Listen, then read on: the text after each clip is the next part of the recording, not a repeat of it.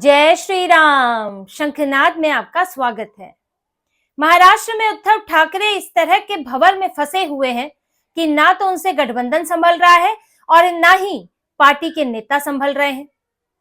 गठबंधन के साथी छोड़ छोड़ कर जा रहे हैं, उनके पीछे उद्धव ठाकरे भाग रहे हैं, गठबंधन कर लो, कुछ मेरी नैया पार लगा दो, लेकिन साथी पूछ नहीं रहे। पार्टी के छोटे नेता तो छोड़कर जा ही रहे हैं, साथ ही बड़े नेता भी अब छोड़ने की कगार पर बैठे हुए हैं। आपस में ही झगड़ा चल रहा है। नगर निकाय के चुनाव में इनके नेता आपस में भिड़े हुए हैं, किसी और से लड़ने की तो जरूरत ही नहीं है। इनके नेता है उद्धव ठाकरे के भास्कर जाधव, छोटे मोटे नेता नहीं है, कोंकण के बड़े नेता माने जाते हैं भास्कर जाधव, जो कि इस वक्त विनायक राउत के खिलाफ खड़े हो गए हैं। विनायक राउत और भास्कर जाधव में झगड़ा चल रहा है। नगर निकाय चुनाव है, चिपलूण से महापौर के उम्मीदवार खड़े किए गए हैं। यूबीटी ने भी खड़ा किया और शरद पवार ने भी। यूबीटी के उम्मीदवार हैं राजू देवलेकर। अब ऐसे तो भास्कर जाधव से लेकर विनायक राउत सभी को राजू देवलेकर का सपोर्ट करना चाहिए, लेकिन भास्कर जाधव यहां पर शरद पवार के उम्मीदवार रमेश कदम का सपोर्ट कर रहे हैं। आमने सामने यूबीटी के ही नेता हैं, विनायक राउत प्रचार कर रहे हैं राजू देवलेकर के लिए और भास्कर जाधव ने जनसभाएं की हैं रमेश कदम के लिए। अब यहाँ इनकी पार्टी क्या जीतेगी? कोंकण में तो वैसे ही बुरा हाल है। ये चिपलूण जो नगर परिषद के चुनाव है, चिपलूण इलाका जो है वो पड़ता है रत्नागिरी जिले में और पूरा कोंकण का इलाका है, जहां पर उद्धव ठाकरे की पार्टी खाली होते होते पूरी तरह खाली हो चुकी है। विधानसभा में इनके हाथ कुछ नहीं लगा, क्योंकि कोंकण से इनके नेता हुआ करते थे, ठाणे कोंकण से शिंदे, एकनाथ शिंदे ने, खास तौर से ठाणे और उसके अलावा कोंकण का कुछ इलाका शिंदे ने संभाला हुआ था। और शिवसेना यूबीटी, तब शिवसेना थी, वो यहाँ पर इसीलिए ही मजबूत थी कि वहां पर इनके पास एक कद्दावर नेता था। लेकिन जब शिंदे अलग हुए तो पार्टी बिखर गई। कोंकण थाने से लोकसभा में तो फिर भी इनके पास कुछ रहा, लेकिन विधानसभा में उसके पहले इनके कई नेता चले गए, पार्टी बदल ली, उद्धव ठाकरे को छोड़ दिया और वहां पर धीरे धीरे एकनाथ शिंदे मजबूत होते गए और उद्धव ठाकरे को कुछ नहीं मिला विधानसभा में। उसके बाद तो पार्टी और खाली होती गई। अब यहाँ इनका आधार ही नहीं है और इनका जो एकमात्र नेता भास्कर जाधव यहाँ पर थे, जिनको इन्होंने किसी तरह संभाल कर रखा था, क्योंकि वो तो विधानसभा के बाद ही पार्टी छोड़ने की स्थिति में आ गए थे। उन्होंने विरोध किया था उद्धव ठाकरे की नीतियों का, विनायक राउत से झगड़ा चला था।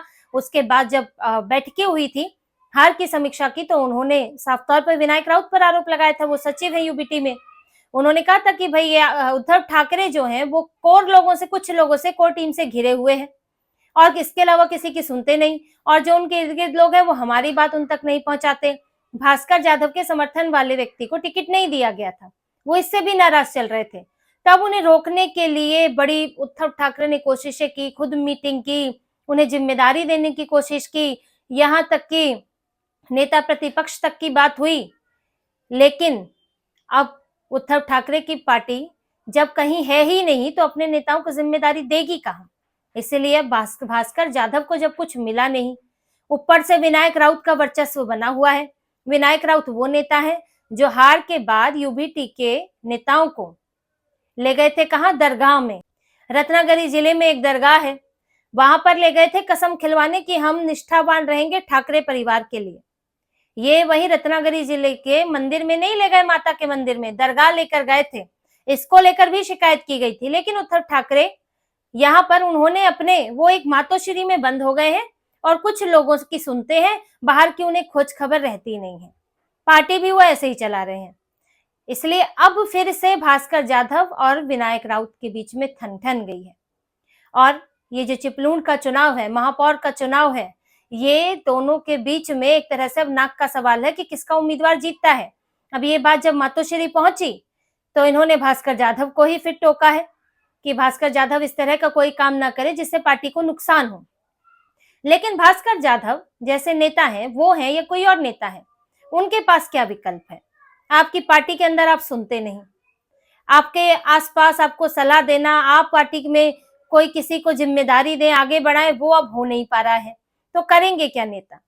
ऊपर से आप गठबंधन को लेकर कंफ्यूज हैं। इन्होंने शरद पवार के उम्मीदवार का ही सपोर्ट किया है, ऐसा तो नहीं है कि भाजपा या शिंदे के उम्मीदवार का सपोर्ट कर दिया। शरद पवार तो आघाड़ी के ही है। और जब इन्होंने सपोर्ट किया तब विनायक राउत वहां पर घोषणा करने आ गए कि नहीं भैया, इस चुनाव में कोई अघाड़ी नहीं है। तो अघाड़ी है कि नहीं है, पहले ये तो स्पष्ट करें।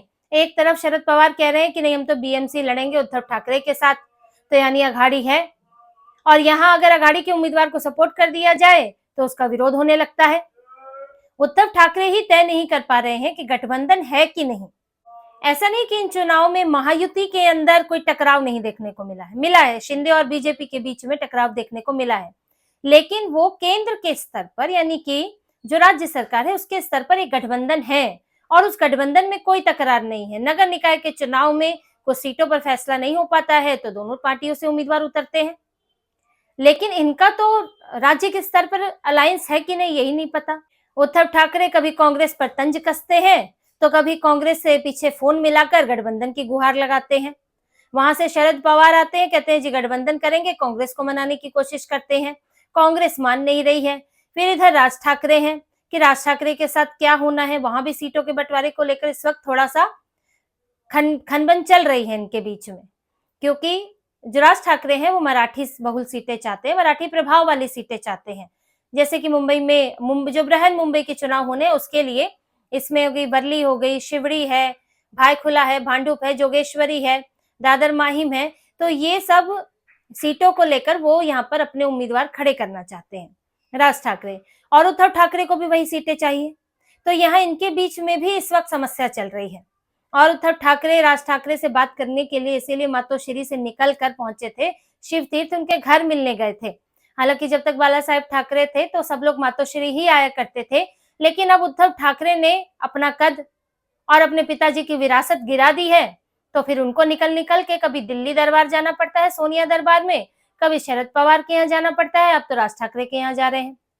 तो उद्धव ठाकरे की राजनीतिक स्थिति अब आधारहीन हो गई है, कोई उनकी सुन नहीं रहा है। अब जब आपके गठबंधन में इस तरह की समस्याएं हैं, किसके साथ है किसके साथ नहीं है, तो फिर नीचे तो समस्या आएगी ही। भास्कर जाधव ने, जैसा कि मैंने आपको बताया, वो कोई दूसरी पार्टी के पास नहीं गए, गठबंधन की पार्टी के पास ही गए थे। तो ये कंफ्यूजन आपकी ही फैलाई हुई है, और जब तक आप किससे गठबंधन करेंगे ये स्पष्ट नहीं करेंगे तो नीचे के लोगों को स्पष्ट नहीं होगा। तो यहाँ देखिए दो स्तर पर परेशानियां चल रही हैं। एक तो पार्टी के अंदर ना जिम्मेदारियां लोगों के पास है, ना उन्हें आगे बढ़ाया जा रहा है, ना उद्धव ठाकरे ठीक से सुनते हैं, ना मिलते हैं, कुछ लोगों से घिरे रहते हैं, तो उन्हीं के साथ बातचीत बैठक होती है। आदित्य ठाकरे का इन्वॉल्वमेंट भी ऐसा ही है, जब चुनाव आता है तब थोड़ा सा सक्रियता बढ़ती है, और यहाँ पर गठबंधन का भी हाल खराब है। तो इन चीजों के कारण पार्टी इस वक्त पूरी तरह उलझन से भरी हुई है।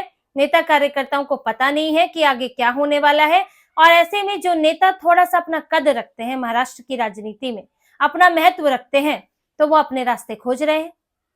भास्कर जाधव को कुछ नहीं मिलेगा तो वो भी रास्ता खोजेंगे, क्योंकि उद्धव ठाकरे के पास अपने नेताओं को देने के लिए कुछ है ही नहीं।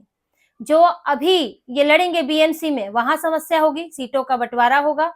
पहले तो 2 का गठबंधन हुआ करता था, अब अगर शरद पवार आएंगे तो 3 का गठबंधन होगा, तो उसमें सीटों को लेकर समस्या होगी। और जब आपकी पार्टी में रहते हुए कोई नेता चुनाव ही ना लड़ पाए तो फिर वो आपकी पार्टी में रहेगा क्यों? पहले जीतने ही बड़ा मुश्किल होता है, फिर टिकट ही ना उसको मिले तो सबका मनोबल गिर जाता है, निष्क्रियता आ जाती है, और फिर ये तुष्टीकरण की जो राजनीति करते हैं उससे भी, क्योंकि इनके जो नेता कार्यकर्ता हैं वो हमेशा हिंदुत्व वाले रहे हैं, और आप एकदम से तुष्टीकरण पर आ जाएंगे तो उनके पास कहने को कुछ नहीं होता है। इतने बड़े बड़े मुद्दे चलते हैं, वक्फ संशोधन बिल से लेकर पहलगाम पर, आपके नेता कार्यकर्ता चुप्पी साधे रखते हैं, क्योंकि बोलेंगे क्या, कुछ बोलेंगे तो तुष्टीकरण का डर सताएगा, और अगर नहीं बोल रहे हैं तो यहाँ हिंदू वोट जो है वो छिटक रहे हैं इनसे। तो यहाँ फंसे हुए हैं उद्धव ठाकरे, और भास्कर जाधव जैसे नेता हैं, अगर ये छोड़कर चले जाते हैं तो ये और बड़ा झटका होगा कि रहा साहब कोंकण भी इनके हाथ से पूरी तरह निकल जाएगा, क्योंकि उद्धव ठाकरे के पास वहां कोई भी कद्दावर नेता नहीं है। ये जो निकाय चुनाव है, इससे पहले भी इस्तीफे यहाँ पर इनकी पार्टी में हुए हैं, इनके सचिव चले गए, संजय लाखे पाटिल जो हैं इनकी पार्टी के बड़े नेता थे वो चले गए हैं, उपनेता कुछ जगह चले गए हैं, तो इनको नुकसान तो हो ही रहा है, जा तो रही है नेता, लेकिन भास्कर जाधव अगर जाते हैं, वो भी अपना देख ही रहे हैं, उन्होंने एक टीवी के इंटरव्यू में कहा है कि अब मुझे ही सोचना होगा कि क्या करना है। तो अगर वो ये सोच ही लेंगे कि फिर आगे क्या करना है और अपना ही से भविष्य देखना है, तो ऐसे में उद्धव ठाकरे के लिए मुश्किल आएगी, बीएमसी में भी मुश्किल आएगी इनके लिए। और बीएमसी अगर ये हार जाते हैं, वैसे तो चांस इसी के लग रहे हैं, जो स्थितियां हैं, अगर बीएमसी हार जाते हैं तो फिर इनका महाराष्ट्र की राजनीति से पूरी तरह निपटारा हो जाएगा। तो इसी तरह की और खबरें और विश्लेषण आपके लिए लाते रहेंगे। हमसे जुड़े रहिए, सब्सक्राइब कीजिए, कमेंट कीजिए। बहुत बहुत धन्यवाद। जय श्री राम।